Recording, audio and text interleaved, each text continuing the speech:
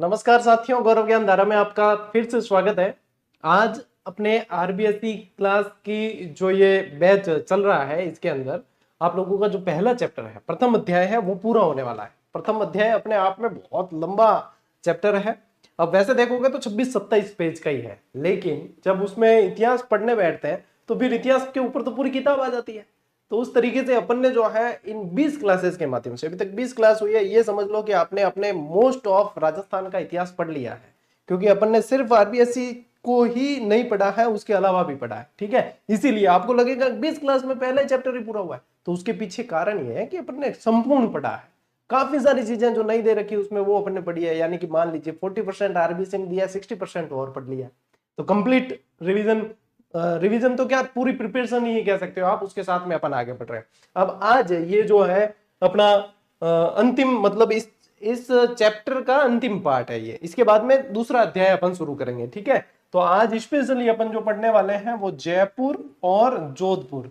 ठीक है, जयपुर और जोधपुर में उत्तराधिकारी संघर्ष। अब इससे पहले कल अपन ने हुड्डा सम्मेलन पढ़ लिया, बूंदी के अंदर उत्तराधिकार संघर्ष पढ़ लिया, और कैसे मराठों का प्रवेश हुआ था ये पढ़ लिया। अब देखो यहाँ पे मेन क्या है, मुख्य चीज ये कि मराठों का प्रवेश जो है उसको हाईलाइट किया गया है। यानी कि यहां से आप लोगों के प्रश्न बनेगा। शॉर्ट एंड स्वीट क्लास रहने वाली है, लेकिन बहुत ज्यादा इंपॉर्टेंट है। ठीक है, तो चलिए शुरू करते हैं बिना समय व्यर्थ किए। देखो टापरों, एकदम ध्यान जुगे, यानी एकाग्रचित हो जाना चाहिए। सब पहला देखो, जयपुर में संघर्ष, जयपुर में उत्तराधिकारी संघर्ष। यदि आप लोग ध्यान दोगे तो अपन जो इतिहास पढ़ते हुए अभी आ रहे हैं, उसके अंदर मैंने आप लोगों को एक देबारी समझौता बताया था। देबारी समझौता बताया था, औरंगजेब से बचने के लिए जो गठबंधन होता है और सवाई जयसिंह से जो वैवाहिक संबंध स्थापित किए जाते हैं मेवाड़ और मारवाड़ द्वारा, वो जयपुर में उत्तराधिकारी संघर्ष के बीज बो दिए होते हैं। और वही कारण है, वहां पे भी मैंने आपको तबीयत से बताया था सारी चीजें, और यहाँ पे भी अपन विद डिटेल देख लेते हैं कि अब हुआ क्या इस उत्तराधिकारी संघर्ष में। ठीक है, माधो सिंह, ईश्वरी सिंह, ये दिमाग में आ गया। जयपुर का उत्तराधिकारी संघर्ष दिमाग में आ रहा है, यानी माधो सिंह और ईश्वरी सिंह को दिमाग में रखना है। देखो टापरो, 1708 का विवाह, 1708 का विवाह, यानी कि 1708 में भाई एक समझौता वो इकरार नामो जिनके, वो है देबारी समझौता। वो कौन सा है? देबारी समझौता। मेवाड़ के अंदर ही हुआ था ये देबारी समझौता हुआ था। ठीक है, इसमें क्या हुआ, सवाई जय सिंह ने मेवाड़ महाराणा अमर सिंह द्वितीय की पुत्री चंद्रकुंवर बाई से विवाह किया। अब सवाई जय सिंह को अपना राज्य चाहिए था, सवाई जय सिंह को अपना राज्य चाहिए, इधर मारवाड़ के अजीत सिंह को अपना राज्य चाहिए। दोनों ने मेवाड़ की सहायता लेने के लिए ये चीज की, तो यहाँ पे मतलब ये एक तरीके से गठबंधन हो गया। तो यहाँ पे क्या है, एक शर्त इकरारनामा हुआ कि विवाह से पूर्व जय सिंह ने शर्त मानी कि मेवाड़ की राजकुमारी से उत्पन्न पुत्र, चाहे वह छोटा भी हो, तो वे जयपुर के सिंहासन पर बैठेगा। ये फाइनल हुआ था भाई। मेवाड़ ने सहायता इसी शर्त पे दी थी कि यहाँ पे जो सवाई जय सिंह का और चंद्रकुंवरी बाई का जो पुत्र उत्पन्न होगा, वही जो है मेवाड़ की अपने जयपुर की गद्दी पे बैठेगा, चाहे भले वो छोटो हुए तो भी नहीं बिठानो पड़ी। अब यहाँ परंपरा हिसाब देखो तो बड़ो और योगी पुत्र बैठे और छोटे नहीं बिठा सका, लेकिन रानियों रे प्रभाव कई चीजें हुई है, जो छोटा पुत्र बैठा है और भी बाद में लड़ाई झगड़ा टंटा हुआ है। ठीक है ना, तो देखो पुत्रों का जन्म उसके बाद 1722 ईस्वी में जय सिंह की खींची रानी सूरज कुंवरी से बड़े पुत्र ईश्वरी सिंह का विवाह हुआ। ठीक है, सूरज कुंवरी से ईश्वरी सिंह का विवाह हुआ। ये जोधपुर की रानी थी, ये जोधपुर की राजकुमारी थी। और मेवाड़ की चंद्रकुंवरी बाई से 1728 ईस्वी में मेवाड़ की राजकुमारी चंद्रकुंवरी बाई से माधो सिंह का जन्म हुआ। ठीक है, इनसे माधो सिंह का हुआ, इनसे सूरज सिंह का हुआ, अपने ईश्वरी सिंह का हुआ है। अब देखो, नियम के अनुसार ईश्वरी सिंह बड़ा था। यदि परंपरा देखें तो ईश्वरी सिंह बड़ा था, लेकिन समझौते के अनुसार या इकरारनामे के अनुसार माधो सिंह का हक था।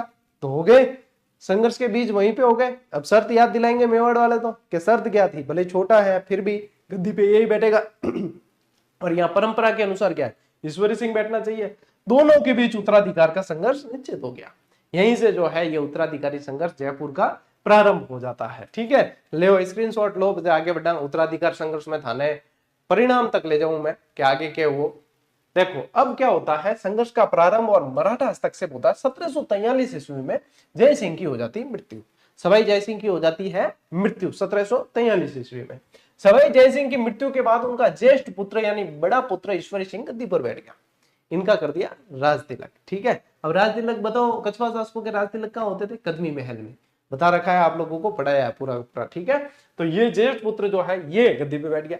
माधो सिंह का दावा अब यहाँ पे, माधो सिंह ने 1708 के इकरारनामे के आधार पर जयपुर की गद्दी पर अपना दावा ठोक दिया और जिससे दोनों भाइयों में गृह कलह शुरू हो गई।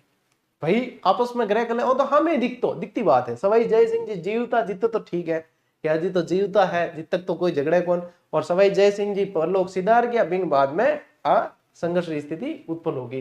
तो देखो मराठों से सहायता का क्या स्थिति बैठी, माधो सिंह ने मल्हार राव होलकर से, यहां ध्यान रखना M2M यानी माधो सिंह ने मल्हार राव होलकर से सैनिक सहायता मांगी, बदले में 20 लाख रुपए देने का आश्वासन दिया। अब देखो मराठे है ना, पैसों बिना तो काम ही नहीं करते थे। ये मैंने आप लोगों को बताया, राजस्थान में मराठों का प्रवेश पैसे लूट इस कारण ही हुआ है, पैसों बिना काम नहीं करेंगे। सैनिक सहायता चाहिए, चाहे कुछ भी चाहिए, सैनिक सहायता मतलब सैन्य शक्ति इनकी बहुत प्रबल थी। सैनिक सहायता चाहिए, मराठे आएंगे और आप लोग चाहोगे वो काम हो जाएगा, लेकिन भाई साहब रकम तगड़ी लगेगी, ये बात थी। तो माधो सिंह ने किससे सहायता ली, मल्हार राव होलकर से। और यहाँ पे अक्सर कंफ्यूज होते हैं कि किसने किससे सहायता ली, इसलिए ध्यान रखना M2M, माधो सिंह ने मल्हार राव होलकर, ईश्वरी सिंह ने राणोजी सिंधिया से सैनिक सहायता ली। दोनों ही मराठे, देख लो राणोजी सिंधिया कौन, ये भी मराठे, मल्हार राव होलकर कौन, ये भी मराठे। देख लो दोनों ने अलग अलग मराठा सरदारों से यहाँ पे सैनिक सहायता प्राप्त की है, ठीक है। यहाँ तक बात क्लियर होगी, स्क्रीनशॉट लो एक बार, फिर आगे बढ़ते हैं अपन। आनंद आई था नहीं, इस तरीके में पढ़ना है प्रस्थान। अब भाई साहब क्या होता है, सैनिक टकराव। देखो फरवरी 1745 पे आक्रमण होता है, कैसे, माधो सिंह ने जयपुर पर चढ़ाई की। अब माधो सिंह ने क्यों चढ़ाई की, क्योंकि ईश्वरी सिंह तो ऑलरेडी गद्दी पे बैठा था, है ना, शासन किसका था, ईश्वरी सिंह का।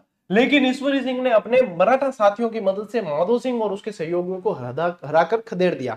ये बात है फरवरी 1745 की। राजमहल का युद्ध बाद में होता है, बगरू का युद्ध बाद में होता है, उससे पहले भी इनमें संघर्ष हुआ है। ले बताओ, आज तक तो आप ध्यान ही को दियो, ये तो कोई ध्यान दियो 1745। अब मान लो पूछ ले कि माधो सिंह और ईश्वरी सिंह का पहला संघर्ष कब हुआ, और उसमें कूट मिलान वाले दे दिए या सत्य असत्य वाले दे दिए, तो बकरी डिब्बे में, क्यों इतना ध्यान ही नहीं दिया जब चीजें सामने। फिर भी ध्यान रखना पहला संघर्ष 1745 के अंदर है। माधो सिंह का दूसरा प्रयास देखिए, माधो सिंह ने दोबारा मल्हार राव होलकर से सहायता ली और अपना एक प्रतिनिधि कालपी भेजा। कहां पे भेजा, स्थान के नाम ध्यान रखना, कालपी भेजा है। सैनिक सहायता के बदले 2 लाख रुपए देने का वचन दिया, क्या 2 लाख रुपए दूंगा मैं, सैनिक सहायता चाहिए भाई साहब, बात चीजें। माधो सिंह हार मानने वालों नहीं है कि जब तक मैं पास गद्दी माते नहीं बैठू सैनिक सहायता आनी चाहिए, हार मैं सारो हिसाब चुकता कर दूं, थान चिंता करने की जरूरत नहीं। मल्हार राव ने मदद की। मल्हार राव ने अपने पुत्र खांडे राव को 1000 सवारों यानी सैनिकों के साथ तीनों राजपूतों की सहायता के लिए भेज दिया। अब देखो मल्हार राव ने जो है ना अपने पुत्र खांडे राव को 1000 सैनिकों के साथ भेजा है, खांडे राव को भेजा है, ठीक है। ये ध्यान रखना किसको भेजा भी पूछ सकते हैं। अब देखो राजमहल का युद्ध होता है 1 मार्च 1747 को। कब होता है, 1 मार्च 1747। दोनों पक्षों के बीच राजमहल स्थान पर जो है भीषण युद्ध हुआ और इसमें विजय किसकी हुई, ईश्वरी सिंह विजय होता है। राजमहल के युद्ध में किसकी विजय होती है, ईश्वरी सिंह की। यहाँ पे देखो ये गठबंधन बन जाता है इनका, किसका गठबंधन बनता है, कोटा उदयपुर और यहाँ पे उमेद सिंह, ये जो है इनका गठबंधन बन जाता है, ठीक है। कोटा बूंदी और उदयपुर का जो है गठबंधन बन जाता है, जिसको सहायता मराठों ने दे दी। और यहाँ पे जयपुर की सेना है राजमहल के युद्ध में, ठीक है, ईश्वरी सिंह और जयपुर की सेना है, इन भी मराठा राणोजी सिंधिया का साथ इनको मिलता है। यहाँ पे बात क्लियर आ गई, नहीं तो फिर कहोगे तीनों राजपूत कौन है। तो यहाँ पे जो माधो सिंह ने जो है गठबंधन बना लिया है, ठीक है। चलिए कोटा बूंदी और उदयपुर, ओके। अब देखिए पेशवा का पक्ष बदलना और बगरू का युद्ध।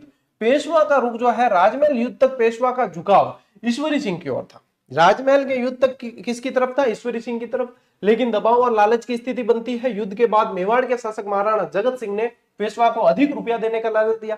अब जगत सिंह जी क्यों बीच में बढ़े, जगत सिंह जी बीच में इसलिए बढ़े क्योंकि माधो सिंह को गद्दी पर बिठाने का प्रस्ताव आया कहां से था, मेवाड़ से आया था। तो मेवाड़ वालों ने मराठा को इसको जो है अलग से जो है रकम देने का भाई लालच भी दिया, दबाव भी बनाया, क्योंकि मेवाड़ की एंट्री हो गई तो दबाव तो बढ़ेगा ही।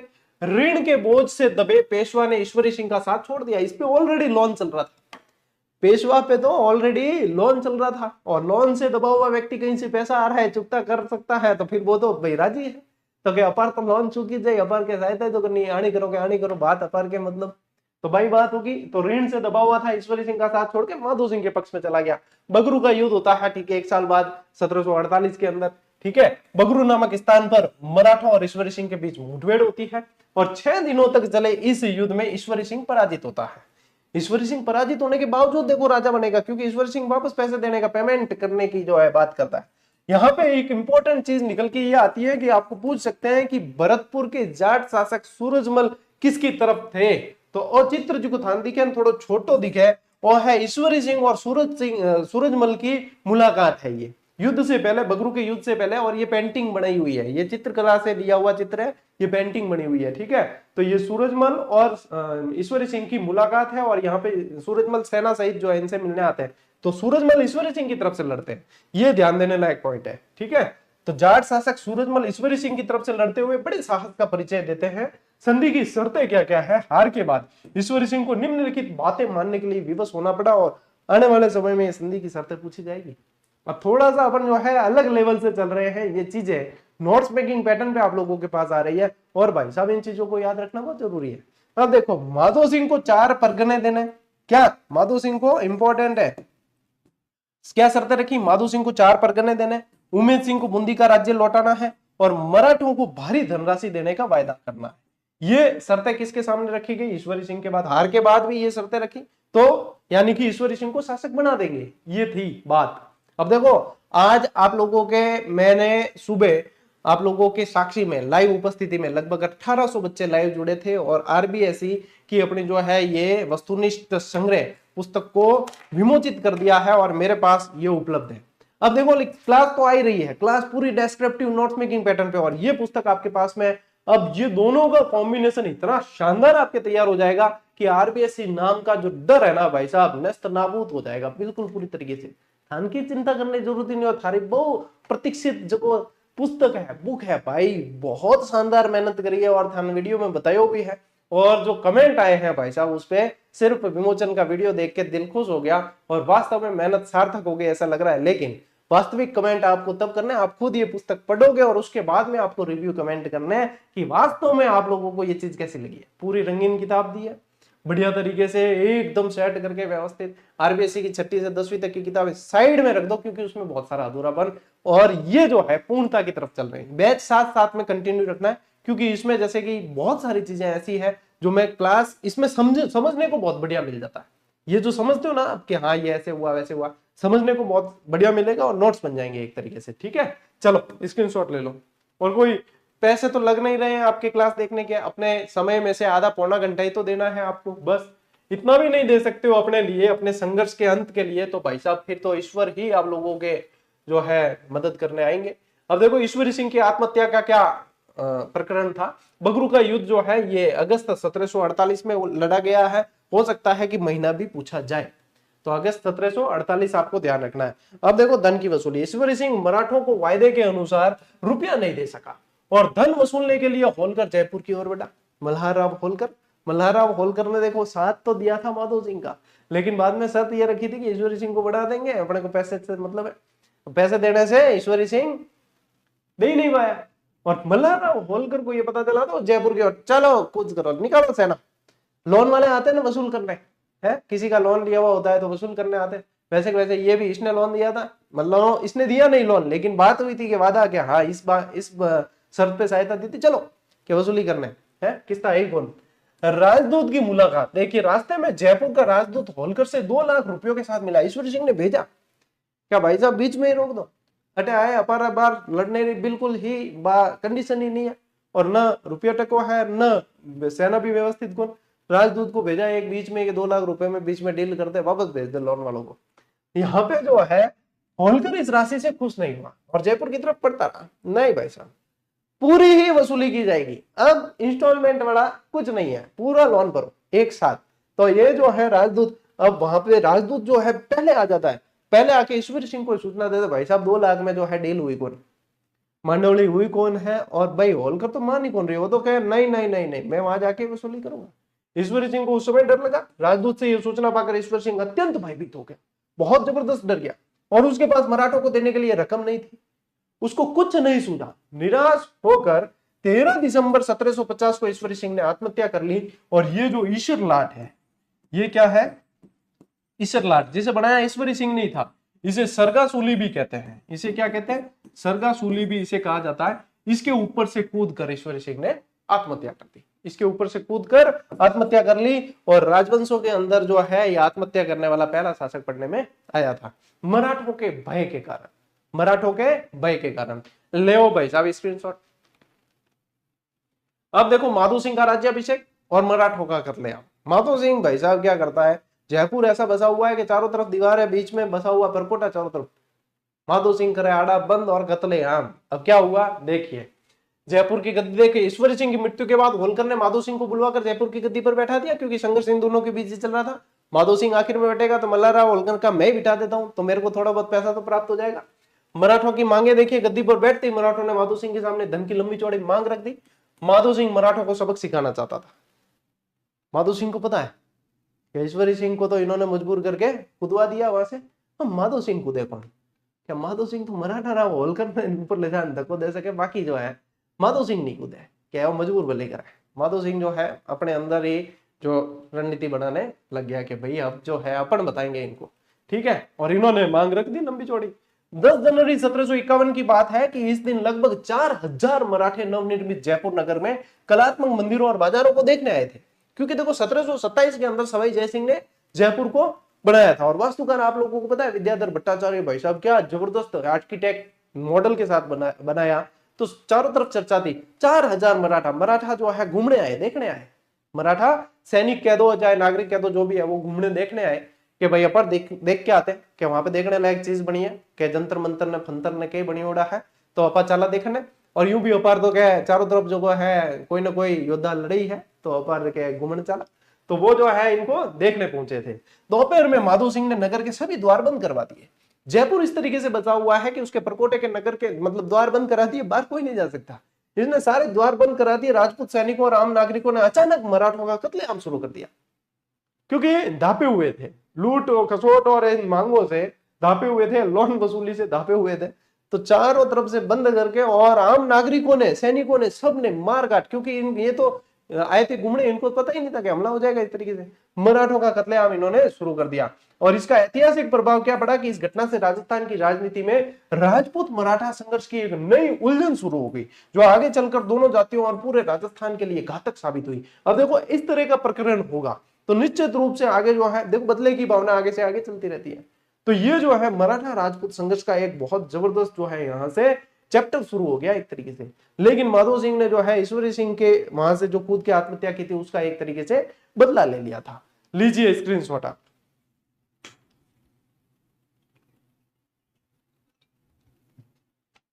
चलो भाई, कॉकरोच जनता पार्टी बनी है एक नई, आपकी क्लास लेने से पहले जस्ट उसका वीडियो बनाकर और रिलीज किया है।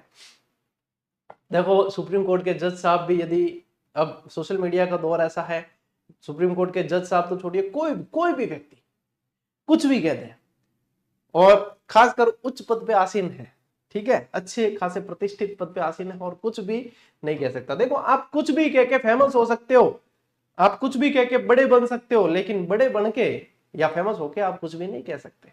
तो वहां पे जो कॉकरोच से तुलना की थी वो चीज जो है उनके ऊपर उल्टी पड़ गई, और कॉकरोच जनता पार्टी अस्तित्व में आ गई। 6 मिलियन से ज्यादा सदस्य जो है उनसे जुड़ गए। मैंने पूरी जानकारी दी है, इंस्टाग्राम पे पोस्ट डाल के भी दी है और यूट्यूब पे वीडियो डाल के भी दी है कि ये क्या चीज है, ये क्यों चर्चा में। अपने मतलब मेरा ये बताने का उद्देश्य है कि कई जगह चर्चा होगी तो आपकी जानकारी ध्यान में होनी चाहिए कि क्या चल रहा है। ये लोगों की अलग अलग विचारधाराएं होती है, उन विचारधारा से मत देखना, इसको सिर्फ नॉलेज की दृष्टि से देखना कि हाँ सर ने हमें नॉलेज दिया है, जानकारी दी है। मैंने भी सिर्फ जानकारी के माध्यम से जानकारी जुटाई और उसके बाद में आप लोगों को व्यवस्थित तरीके से बता दिया कि ये चीज चर्चा में चल रही है। जहाँ थोड़े दिन पहला थांदियान है मान सिंह पुनर्जन्म हुआ है, अब मान सिंह ने सब भूल गया, अब कॉकरोच जनता पार्टी पे थोड़े दिन बाद चलेगी, फिर बाद में यहाँ पे भी जो है लोग ज्यादा, भारत में ज्यादा समय तक कोई भी कुछ नहीं चलता, लोग बहुत जल्दी जल्दी दाब जाते हैं, तो फिर वापस कोई नया मुद्दा आएगा, फिर उसके पीछे बढ़ेंगे। है मैं भी थान वीडियो बना कि अभी ये चल रहा है। देखो तुंगा का युद्ध और आगामी संघर्ष क्या कारण थे? एक तो चौथ विवाद, चौथ कर लेते थे, चौथ और सरदेशमुखी दो तगड़े कर थे जो मराठा वसूल किया करते थे। जयपुर राज्य और मराठों के बीच चौहदकर को लेकर लगातार विवाद होता था। महादजी सिंधिया के नेतृत्व में मराठे जयपुर राज्य में लूटपाट मचाते थे। और देखो प्रताप सिंह ने क्या प्रयास किया, जयपुर के तत्कालीन शासक प्रताप सिंह मराठों की इन हरकतों से तंग आकर और उनसे मुक्ति पाना चाहते थे। भाई मराठों से लगातार परेशान चल रहे थे, तो अब प्रताप सिंह शासक बन चुके थे, तो ये भी तंग आ चुके। राजपूत गठबंधन होता है और तुंगा का युद्ध होता है एक, ठीक है, ये मोस्ट इंपॉर्टेंट है। तुंगा का युद्ध 1787 की बात है। गठबंधन का निर्माण होता है। प्रताप सिंह ने मराठों के खिलाफ जोधपुर महाराजा विजय सिंह से हाथ मिलाया, ठीक है, और शिवपुर और करौली के शासकों ने इस संघ को सैन्य मदद की। महादजी का साथी मुगल फौजदार मोहम्मद बेग हमदानी भी राजपूतों के साथ आ मिला था। देखो ये महादजी सिंधिया का आदमी था मोहम्मद बेग हमदानी, लेकिन ये भी आके मिल गया था राजपूतों के साथ। अब यहाँ पे ये पूछ सकते हैं किस किसने सहायता की इसमें, तो शिवपुर और करौली के शासकों ने सहायता की, यहाँ जोधपुर से विजय सिंह जी ने सहायता की। ये मोस्ट इंपॉर्टेंट चीज है जो आप लोगों को ध्यान रखनी है, ठीक है। मैं ध्यान ले जा रहा हूँ आपका। देखो मैं आप लोगों को व्यवस्थित तरीके से कंटेंट दे सकता हूँ, आपको बता सकता हूँ, यहाँ से प्रश्न बनेगा, याद तो आप लोगों को ही करना पड़ेगा। इंटरेस्टिंग तरीके से बता के आपको आधी चीज याद करवा सकता हूँ, लेकिन तत्परता तो आपको ही दिखानी पड़ेगी। ले स्क्रीनशॉट। फिर क्या हुआ, 28 जुलाई 1787, तारीख याद रखना, लालसोट के पास तुंगा नामक स्थान पे युद्ध होता है। मराठे यानी महादजी सिंधिया और राठौड़ कछवा गठबंधन, राठौड़ यानी जोधपुर के शासक, कछवा जयपुर के। युद्ध का परिणाम क्या होता है, भीषण रक्तपात के बाद भी युद्ध अनिर्णित रहा। पूछ भी सकते हैं भाई साहब कौन जीता, युद्ध अनिर्णित है, हल्दीघाटी युद्ध की तरह। हालांकि महादजी को पीछे हटना पड़ा और राजपूत सेना का पलड़ा भारी रहा। राजपूत सेना का पलड़ा भारी रहा, महादजी पीछे हटे थे, लेकिन फिर भी अनिर्णित सा ये परिणाम था इसका। फिर एक युद्ध होता है पाटन का युद्ध, जो 20 जून 1790 को होता है। तुंगा के युद्ध के बाद भी मराठे राजपूत राज्यों पर अपना वर्चस्व छोड़ने को तैयार नहीं थे। एक तरीके से तुंगा के युद्ध में पराजय मिली थी, इनको पीछे हटना पड़ा था, तो फिर भी तैयार नहीं थे। तब क्या होता है, पाटन का युद्ध होता है, जो आपके निमका थाना के अंदर पड़ता है, ठीक है, और यहाँ निमका थाना के पास पड़ता है। मतलब मराठों और राजपूतों के बीच पाटन का युद्ध हुआ, जिसमें मराठा सेना को निर्णायक विजय मिली और राजपूत सेना को आत्मसमर्पण करना पड़ा। अब यहाँ पे जो है एक फ्रांसीसी सेनापति था, है ना, डी बोइंगने नाम से, तो उसके कारण जो है इनको मराठों को विजय मिलती है। फिर एक युद्ध होता है मालपुरा का युद्ध, 16 अप्रैल 1800 के अंदर। प्रताप सिंह का यह अंतिम प्रयास था।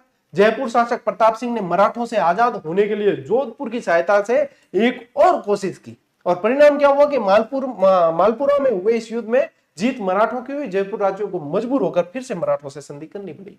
अंततः वापस क्या है, मराठे जीत जाते हैं। यहाँ पे प्रताप सिंह के ये युद्ध आपको पूछे जाएंगे, मालपुरा का युद्ध, पाटन का युद्ध और तुंगा का युद्ध। ये 3 महत्वपूर्ण युद्ध हैं यहाँ के। इससे पहले अपन ने राजमहल और बगरू के युद्ध पढ़े हैं, और कहां कहां किस किस से सहायता ली है, ये चीज मोस्ट इंपोर्टेंट रहेगी इसके अंदर, ठीक है। ले उठाओ स्क्रीनशॉट। अब देखो थान ध्यान पटे कितनी चीजें समझनी ई वास्ते वो कल क्लास में नहीं करायो। ओके टाबर कहते हैं अरे गुरुजी क्लास लंबी करो, अरे क्लास लंबी नहीं, याद करने लायक होनी चाहिए। थार दिमाग में अजी वही है, लंबी लंबी लंबी। जिंदगी भी लंबी नहीं, मजेदार होनी चाहिए, क्लास भी लंबी नहीं, इफेक्टिव होनी चाहिए।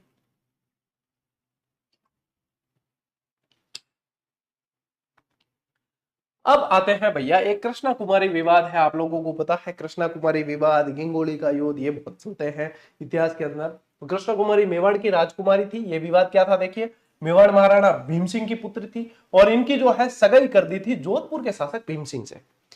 भीम सिंह जी की पुत्री थी मेवाड़ वाले, जोधपुर शासक भीम सिंह जी से सगाई कर दी। भीम सिंह जी की बाद में हो जाती है मृत्यु। भीम सिंह जी की जिससे सगाई की ना, उनकी मृत्यु हो जाती है। देखो विवाह संपन्न होने से पहले ही मारवाड़ के शासक भीम सिंह की हो जाती है मृत्यु। तो क्या होता है, भीम सिंह की मृत्यु के बाद मेवाड़ महाराणा, अब देखो मृत्यु हो गई तो मेवाड़ महाराणा क्या करेंगे, दूसरी जगह सगाई करेंगे। तो भीम सिंह ने अपनी पुत्री का रिश्ता जयपुर के शासक जगत सिंह के साथ तय कर दिया। क्या कोने भीम सिंह जी रे हाथे करियोड़ो, भीम सिंह जी परलोक गया परा, तो क्या है दूसरे हाथे करना। तो मारवाड़ को इसमें जो है मारवाड़ के शासक मान सिंह जी बुरा लग गया। मान सिंह जी कहते हैं भीम सिंह गए, मान सिंह जिंदा है, जिसकी सगाई यहाँ परिवार में हुई है भाई साहब यही करनी पड़ेगी, ऐसे कहीं और नहीं कर सकते। और कृष्ण कुमारी को लेकर विवाद हो गया।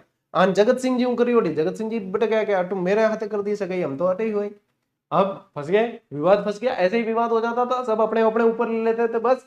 तो क्या हुआ, इस युद्ध की स्थिति कैसे हुई, इस अपमान का बदला लेने के लिए मान सिंह ने मेवाड़ पर आक्रमण करने का निश्चय किया, जिससे जयपुर शासक जगत सिंह और जोधपुर के मान सिंह के बीच युद्ध की स्थिति बन गई। जगत सिंह और जोधपुर के मान सिंह के बीच में युद्ध की स्थिति बन गई।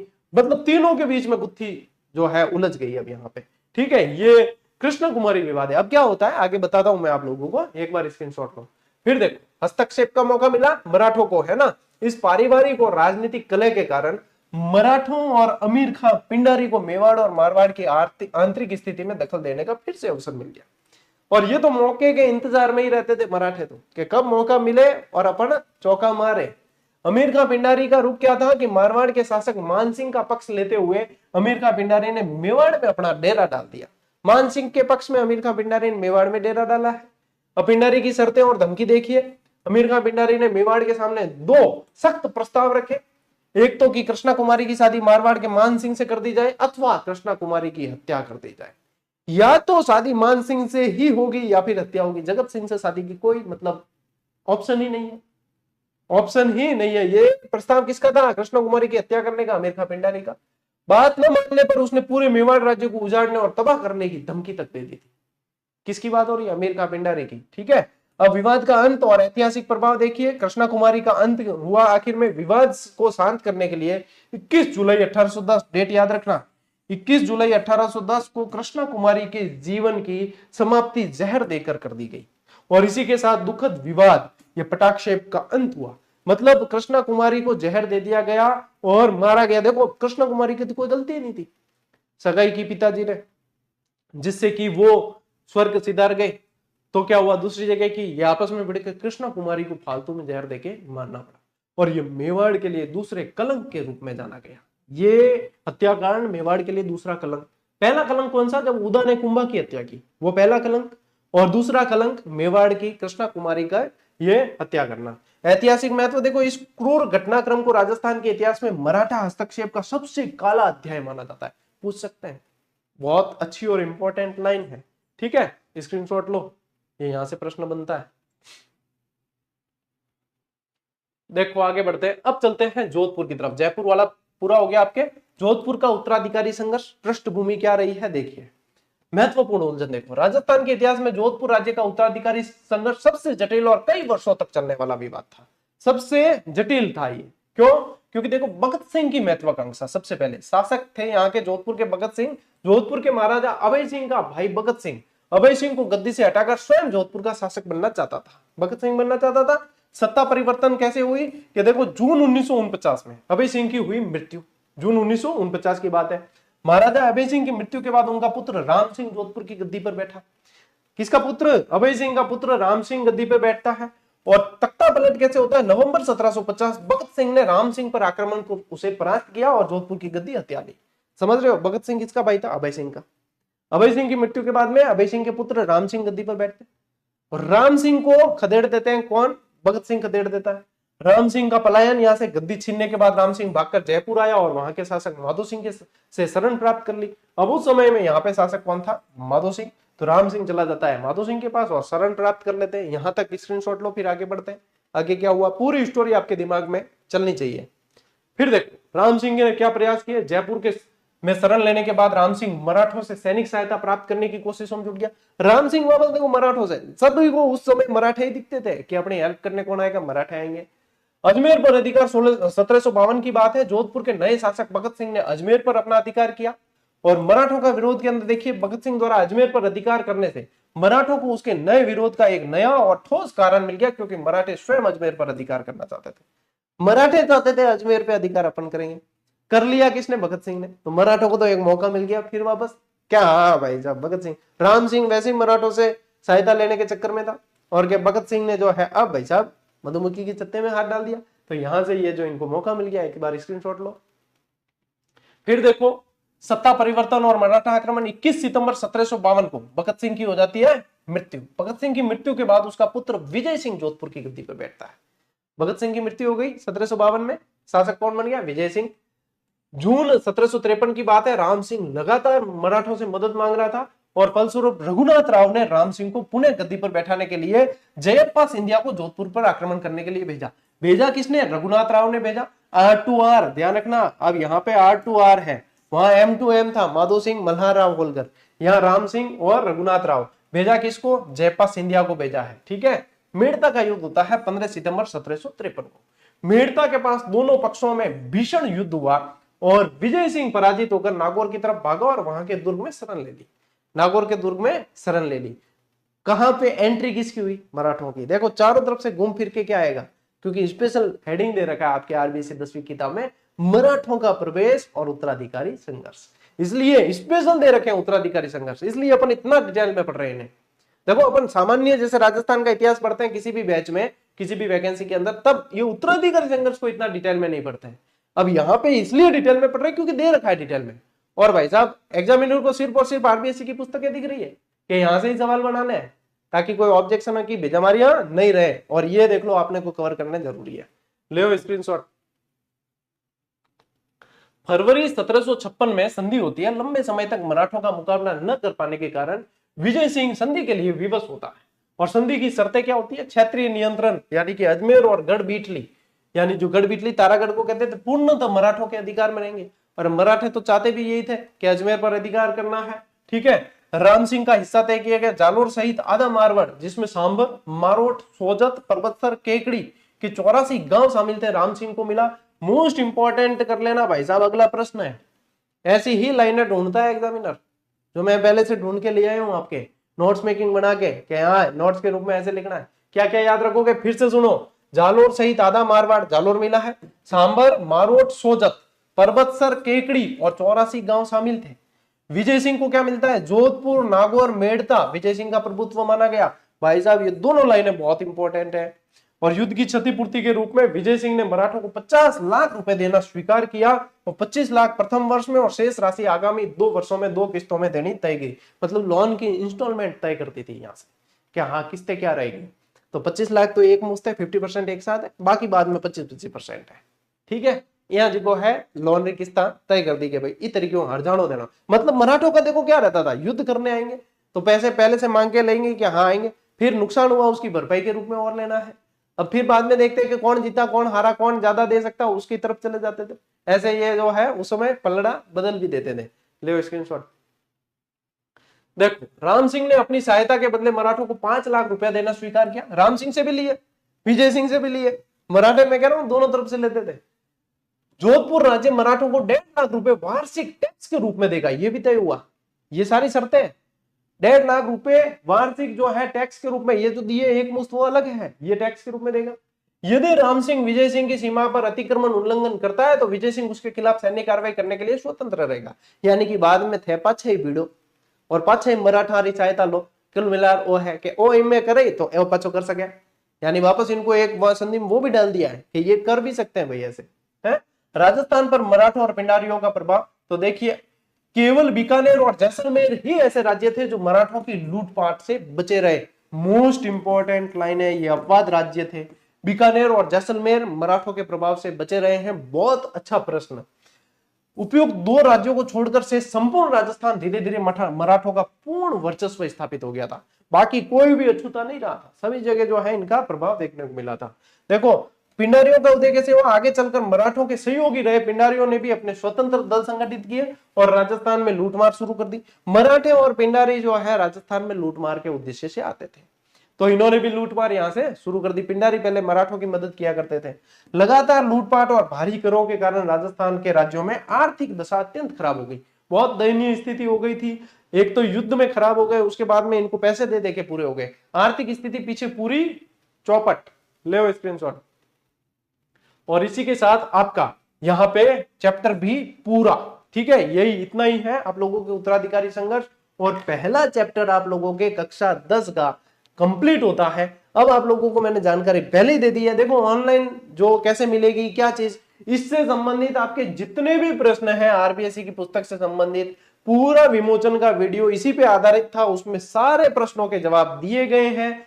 कोई भी प्रश्न मन में उपजता है तो उस वीडियो को जाकर देख लो, उसमें उत्तर मिलेगा। ठीक है, कोई भी उपजे, क्या हाँ मेरा तो ये उपज रहा है नागौर में कब मिलेगी, उस वीडियो में जाके देख लेना, सब कुछ बता रखा है। कि मेरा ये उपज रहा है कि इसके अंदर ऑब्जेक्टिव में प्रश्न कैसे, उसमें देख लो मिल जाएगा। ऑनलाइन कैसे मिलेगी, उसमें देख लो मिल जाएगा। मतलब जो भी प्रश्न इससे संबंधित दिमाग में आ रहा है उसमें जाके देखो मिलेगा। और ये सेकंड ग्रेड के सिलेबस पे आधारित, आप लोगों के पूरे सिलेबस पे आधारित प्रश्नोत्तरी इसके अंदर व्याख्यात्मक है। ये भी भाई साहब पढ़ने के अलावा यदि कोई विकल्प आप लोगों के पास होता तो आप लोग वो काम कर रहे होते। आप यहाँ जुड़े हो तो यानी कि आप पढ़ने के लिए जुड़े हो और सरकारी नौकरी को प्राप्त करने के लिए जुड़े हो। ठीक है, इसलिए ढंग से पढ़ना, व्यवस्थित तो पढ़ना, क्योंकि दुनिया में बातें चारों तरफ कई तरह की चलती है, लेकिन अपना काम जो है सिर्फ और सिर्फ पढ़ाई करना और पहले सफलता लेना होना चाहिए। ठीक है, नहीं तो दुनिया तो मजे ले लेगी और आप रह जाओगे पीछे। ठीक है, तो आज की इस क्लास को यहीं पे पूरा करते हैं। अब मिलते हैं अपन अगली क्लास में, अगले वीडियो के अंदर। तब तक के लिए राम राम, जय हिंद।